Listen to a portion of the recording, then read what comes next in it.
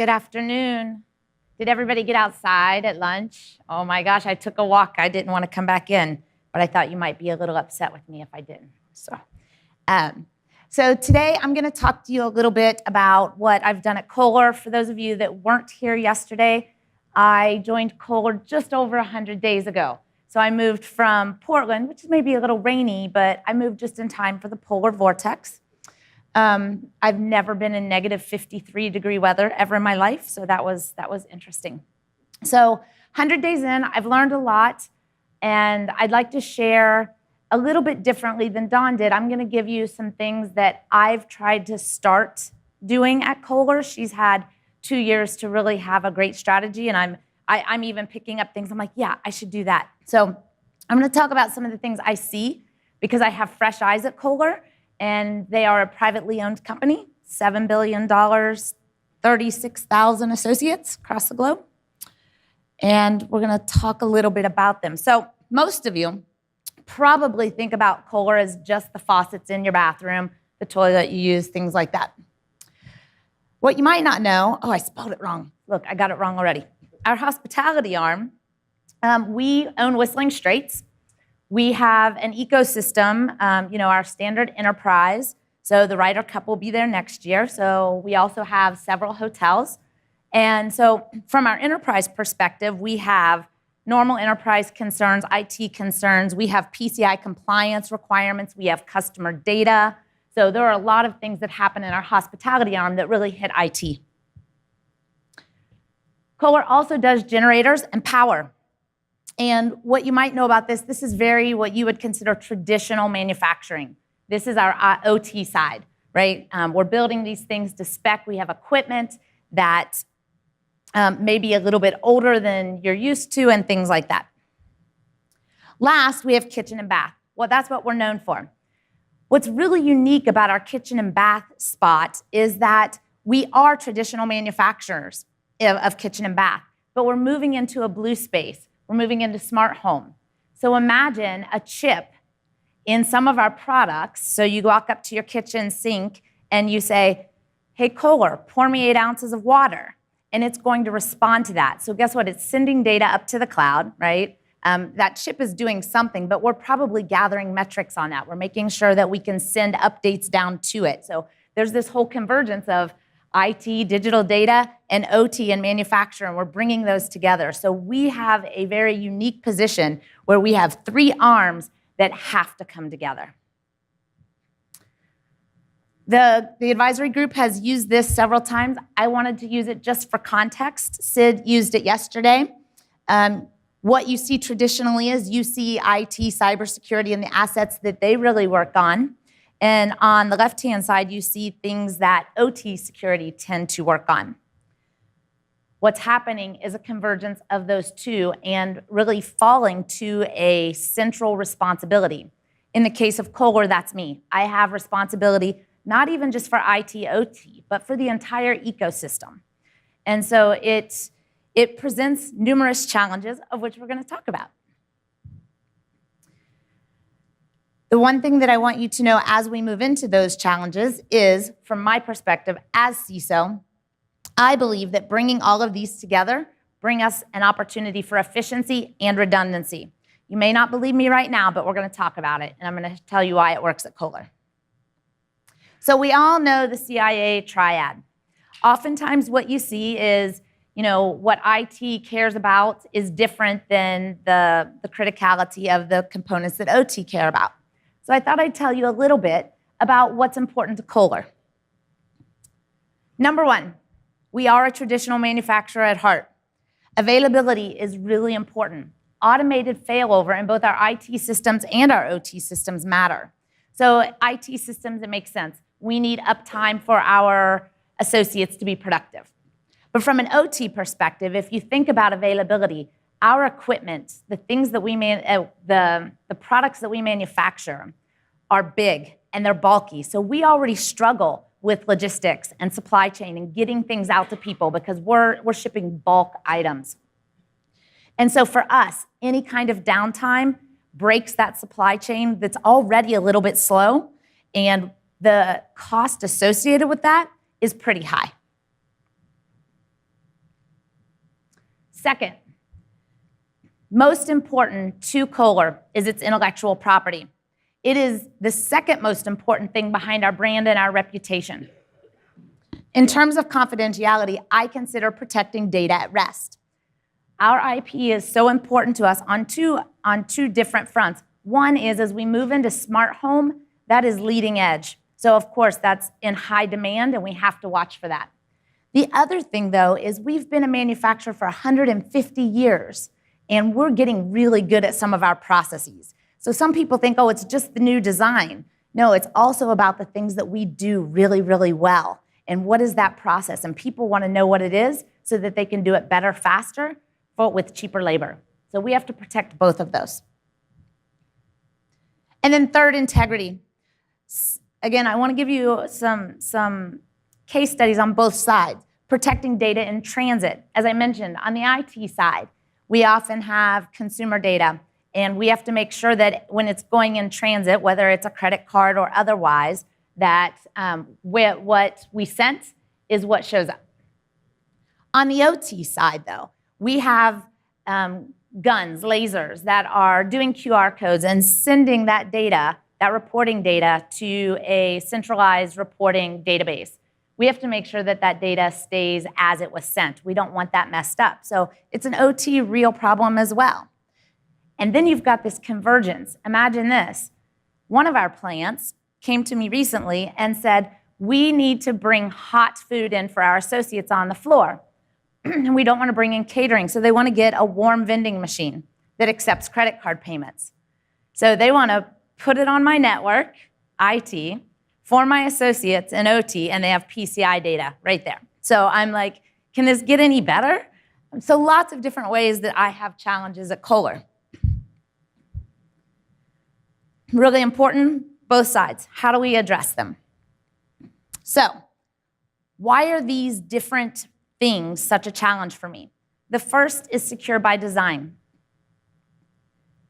As we think about the different teams that are involved, oftentimes what I've seen at Kohler is the people that are designing the systems don't know how to do business with IT, right? They know who to get to the plant because they're designing a system for the plant, but they don't know how to get to IT for us to do a security review. So I'm working very hard on education, and I'm trying to get people to involve us early and often because it costs a lot less to design it securely the first time than to retrofit it later. Second, education. So I could sit here and talk to you about technology all day long, and I said this yesterday. I prefer to talk about people. It's the squishy stuff that no one likes to talk about, but it's really where you can get competitive advantage. We can, margins on technology continue to diminish, but if you can get engaged people that understand each other and collaborate well, your return is going to be really, really high. So I've worked really hard to start implementing cross-functional education. That means my IT staff has to go and sit with the engineers, and they have to understand the process that they're securing. I don't want you to just look at the vendor. I want you to know what process you're protecting and what's important with that vendor.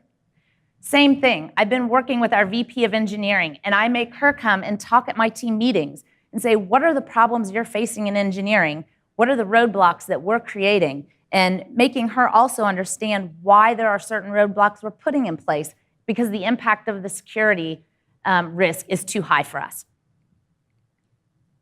Last is shared costs. IT/OT problem. IT budget is always shrinking, right? Flat or shrinking. So is OT. So we understand each other there. But when security asks someone from a plant or from the manufacturing floor to take on a cost, did you win?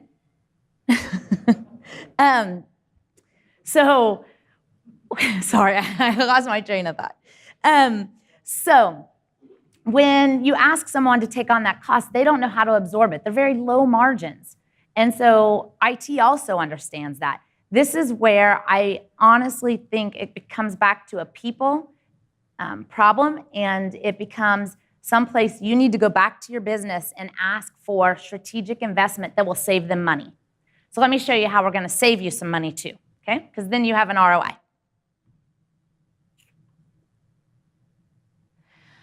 So People, process, and technology. We hear it over and over again. I add something to that. It's people, process, technology in that order. Kohler is not unique in that the first thing we do is we try to solve a specific problem. We don't back up and look at the whole entire ecosystem and how we could leverage something. And so my team, one of the first things I require of them, they're lean and they're always moving so fast. I said, stop. What are the success criteria? What is the problem we're trying to solve? And how are we going to measure success with the business? Those three things have to be documented before I'll sign off on anything, okay? So my people are empowered, but they know that I want it documented. I don't want it in their head, I want it documented, and I want it reviewed with our partners so that we agree at the end of the day that what we've delivered is what they expect and that we're solving a bigger issue than just band-aiding a specific thing. Much like Don and at Rockwell Automation, one of the things we did a twofold approach. We adopted the CIS critical security controls. They are ranked by criticality in general. And then we leveraged the cybersecurity framework in terms of risk. So what we've done is we've taken a framework, we've given people a standard vocabulary to have a conversation about. Asset inventory is asset inventory. It might be different inventories, but it's still inventory and we need to understand that. If you're talking about secure configuration, which I think is number 5 now, it doesn't matter if you're securing a Windows system or if you're securing a system on the floor, right? It could be Windows NT. Well, what's the best you can do to secure that asset, right? So we can have those conversations and then align it to a risk framework that, much like Don did, heat map, top right red. What are the things we're going to address, and do we have alignment to that? So if you get a consistent framework, you agree on what things the company is willing to accept in terms of risk and what they're not, and you align that cross-functionally, you're going to get very far. So let me tell you what we're doing at Kohler. I told you a little bit about our challenges, some of the things I've implemented. In terms of people, so I think one of the biggest things you'll agree with me on is that IT and OT sometimes just don't understand each other, right? And so what we've put into place, and this has been around for quite some time, is what we call a BSM, a Business Solution Manager. And as I've watched what they do, they're like a broker. They're like my Rosetta Stone, right? They talk to the business. They understand what the business is trying to solve. They come to us with an ask, and then they work with the entire IT group from the enterprise architecture office all the way through to security, and we make sure that we're continuing to meet in the middle and that we understand what we're trying to solve. Having that person has been critical in the success of many of our projects. The second thing, process. There are several things. I'm going to just highlight one.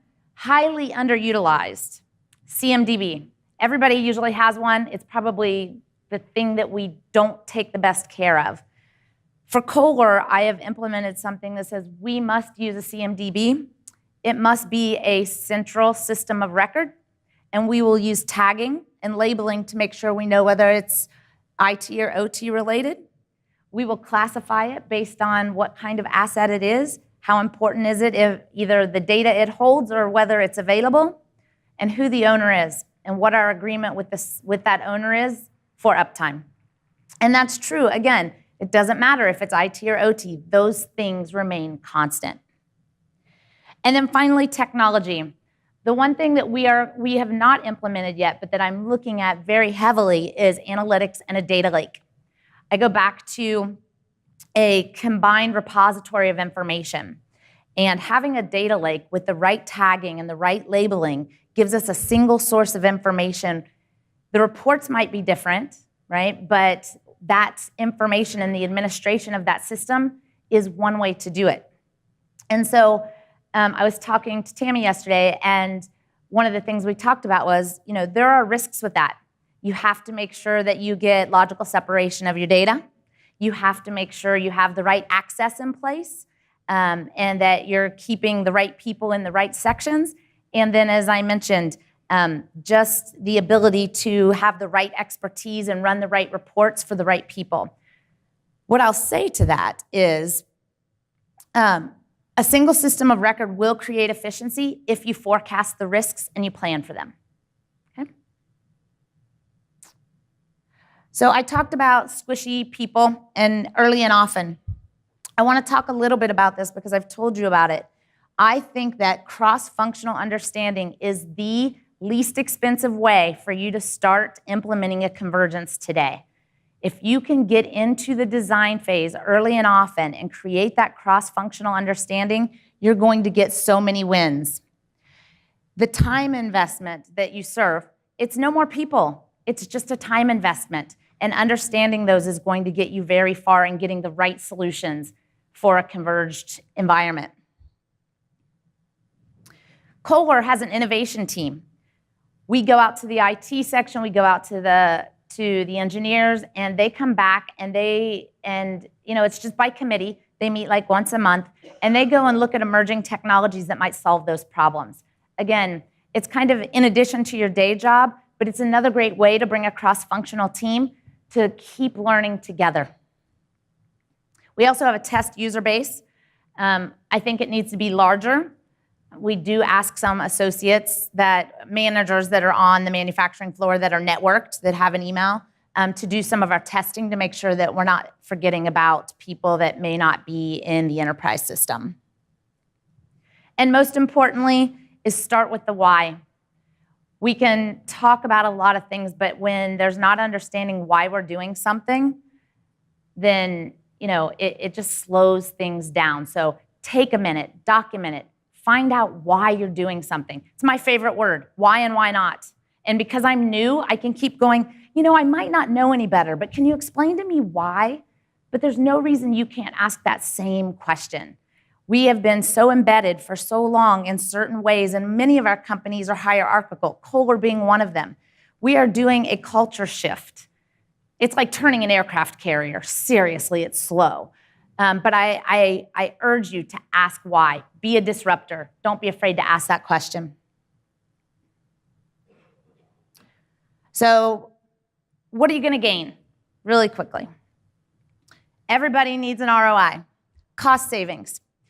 Kohler is implementing consolidating 3 different systems that I know of, that I've been actively involved in. The first is Salesforce.com. We're moving to them as our CRM. By consolidating those systems and the license savings, the volume discounts, and the multi-year deal, because we know it's strategic, we saved $1 million based on last year's costing. So we got less last year. We got more stuff this year, and we still took $1 million off of our price tag. Second, we're consolidating our CMDB. As I mentioned, we're going to use one single system of record. No additional licenses because every user has a license and they'll be using it the same way. And so we have taken a single system, no additional cost, and we can leverage it across the enterprise. So no cost there. We're not asking anybody to pay for anything. And then we're consolidating our supplier relationship management database as well. By doing that, we have a single system of record. You wouldn't believe how many duplicate records we have because we had disparate systems, right? So we have cost savings, actual cost savings. Second, we have efficiency. Single system of record, which I've talked about, that means a single system to administer, right? So you get 2 people that are really good at it instead of 2 people managing 2 or 3 different systems. So you get headcount efficiency as well. And lastly, you get redundancy. Now we can argue about this. We had a very good, healthy conflict debate yesterday about IT knowledge and OT knowledge. But if you're working out of a single SOC or a single system of record, you at least get backup and redundancy for basic triage and being able to answer general questions with no additional headcount, right? So if I want to go on vacation, I have a backup, right? They may not my OT person may not have all the IT knowledge, but they're going to be able to handle the system and help the user. Again, I go back to forecast the risks, though. There are risks associated with that. You've got to make sure that that system is up and running because now even more people depend on those systems. And how do you make sure that that automated failover in your enterprise is working as well? So what were my lessons learned? In summary, look for a standard, so take 5 things away with me. Number 1, Get a standard framework and risk alignment in your company. That doesn't cost you anything. The risk frameworks, it doesn't matter if you pick ISO 27001, it doesn't matter if you pick NIST 800-53, the cyber, or the CIS critical security controls. They all kind of cross over each other. So pick which one works for you. And then pick a risk framework as well. You can use the cybersecurity framework. It's great. 2, be realistic. I know you've heard this a little bit. I can tell you all of these things. It's like turning an aircraft carrier. This is not easy stuff. It's simple. It's not always easy.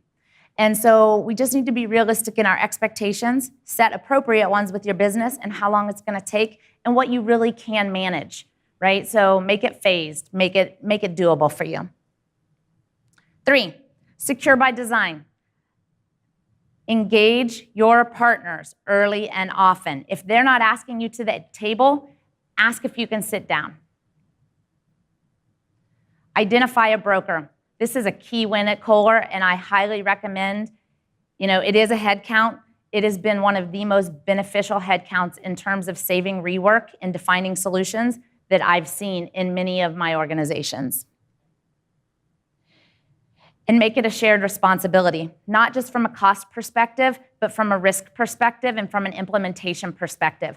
When you're sharing goals and your results are dependent on one another, guess what? You're going to have a much more engaged group of partners than if you have a goal.